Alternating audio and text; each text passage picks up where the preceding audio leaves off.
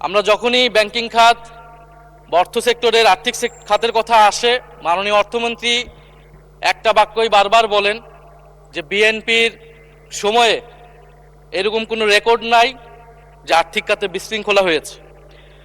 উনি কিছুক্ষণ আগে অস্বীকার করলেন যে বাংলাদেশ ব্যাংকের গভর্নর একটা রাজনৈতিক নিয়োগ, তাদের দলের নির্বাচন কমিটির সদস্য, এবং তিনি এটা অস্বীকার করলেন।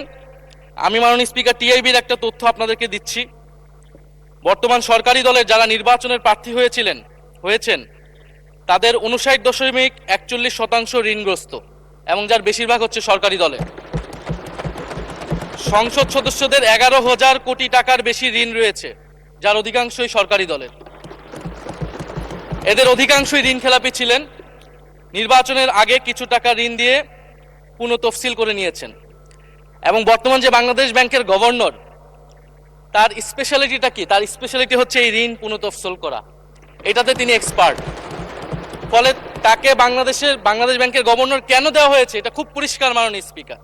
এই যে হাজার হাজার কোটি টাকার ঋণ, সেই ঋণগুলো যাতে ঋণ পুনঃতফসিল করতে পারে সেই সুযোগ সুবিধাটা করে দেওয়ার জন্যই বাংলাদেশের ইতিহাসে প্রথমবারের মতো একজন ব্যবসায়ীকে বাংলাদেশ ব্যাংকের গভর্নর দেওয়া হয়েছে।